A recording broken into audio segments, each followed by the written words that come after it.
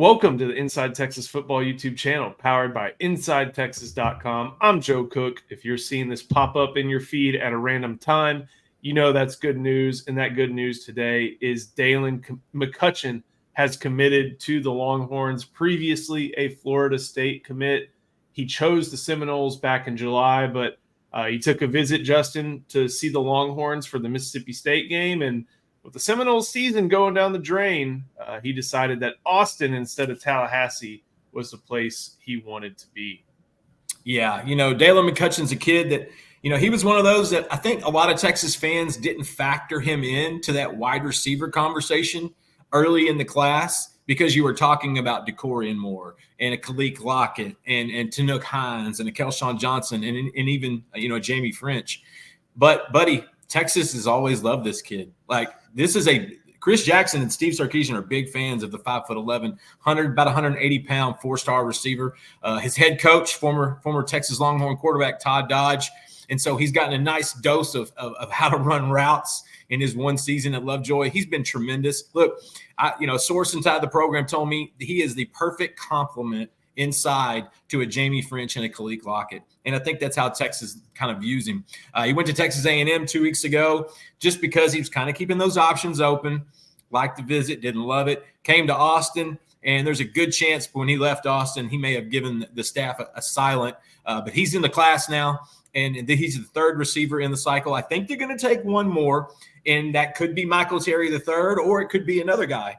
But they're right now, Texas is recruiting at a very high level, and they're kind of picking and choosing. And I think today's get of Daylan McCutcheon shows that you just stay with these guys. Listen, Texas recruits guys through the whistle. If they commit early, they commit in the summer, it doesn't matter. And it gives them an opportunity to evaluate longer and longer. And after, they've continually built that relationship with McCutcheon, and today it came together.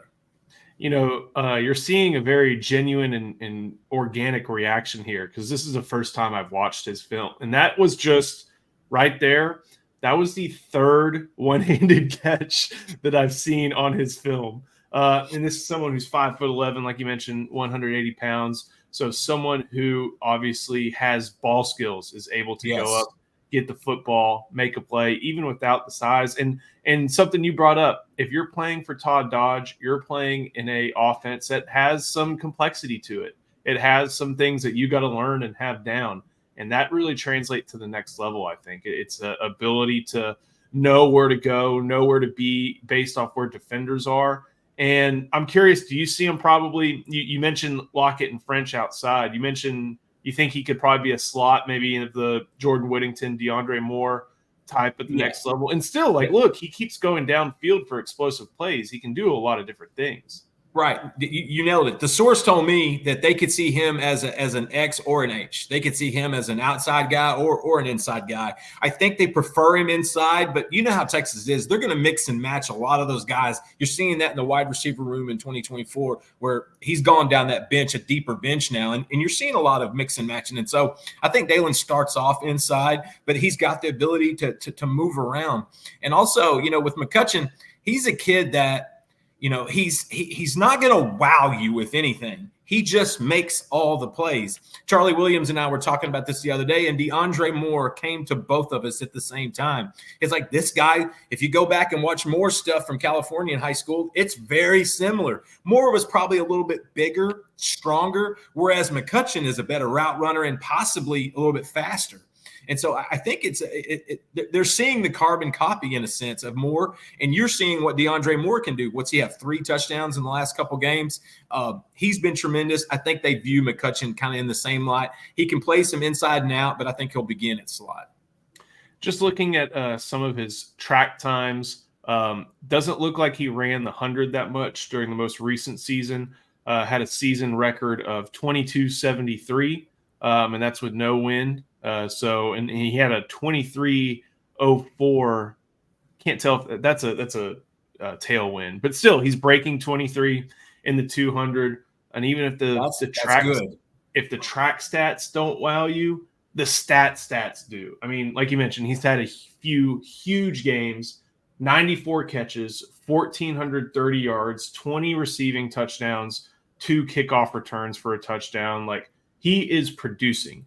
And if he's able to produce again in that offense, and here's another thing, you got to have some trust in not only what Steve Sarkisian and Chris Jackson are doing. Mike Norville knows about offense.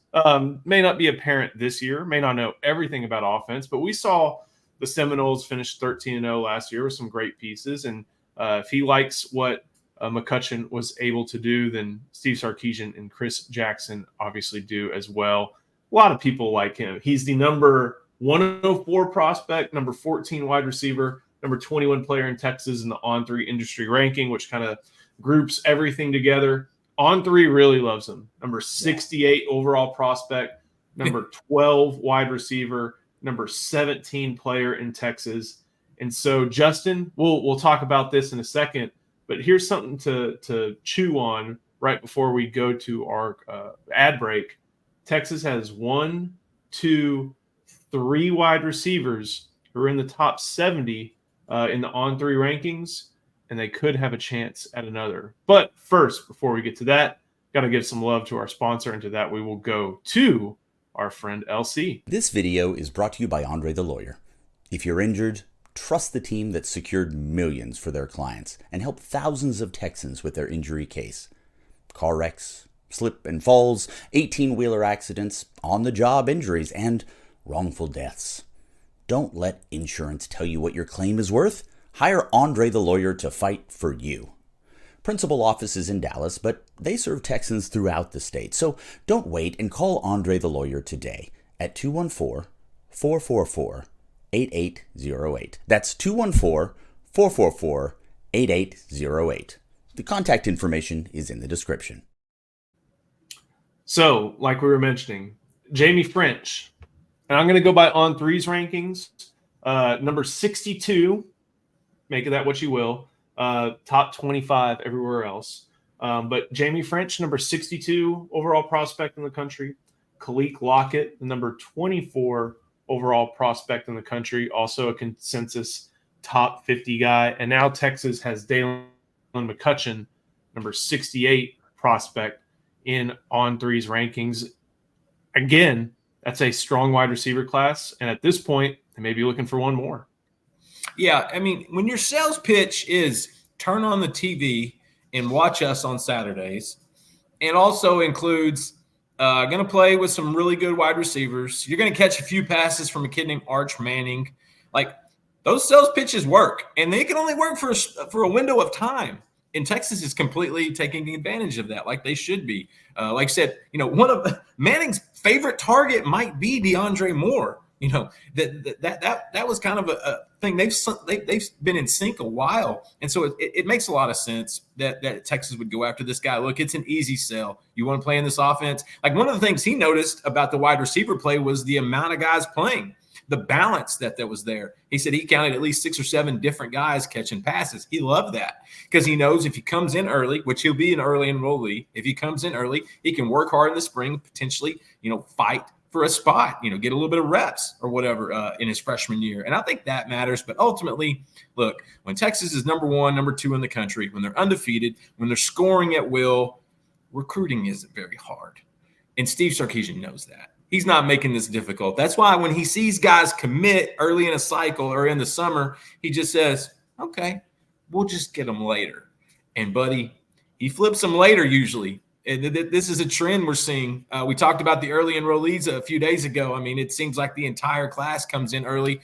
Daylan's going to be one of those guys as well. He's just a really complimentary piece. And again, they want one more receiver. That could be Michael Terry. That could be Kelshawn Johnson. There's a number of guys that they're still talking to.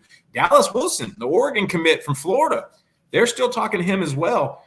Don't ever sleep on Texas and the recruiting staff when things are going this well in Austin, because like Mac Brown showed us, you can be a machine in the recruiting game when you're doing everything you need to on the field.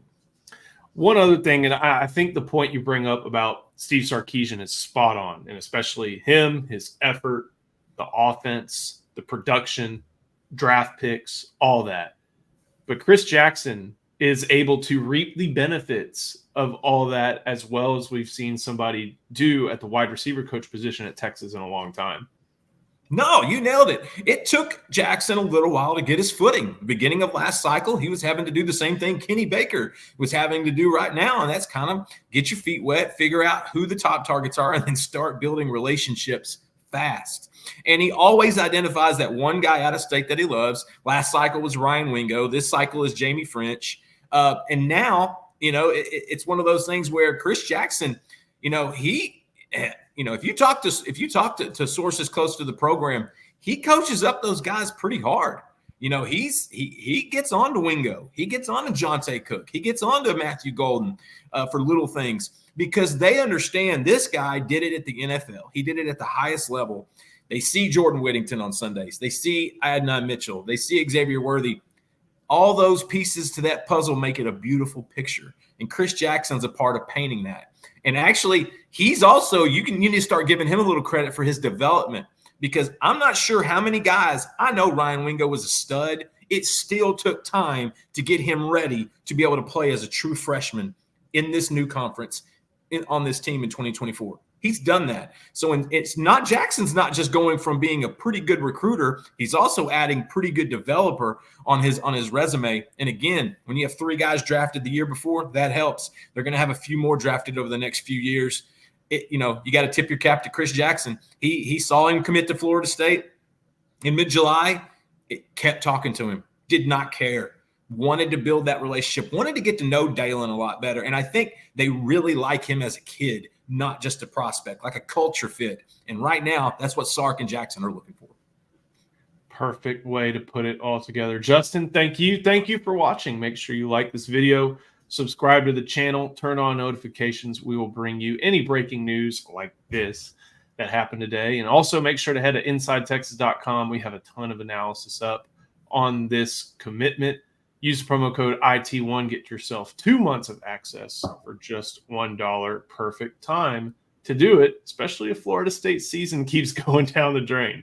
So, Justin, thank you so much. Thank you for watching. We'll see you next time on the Inside Texas Football YouTube channel, powered by InsideTexas.com.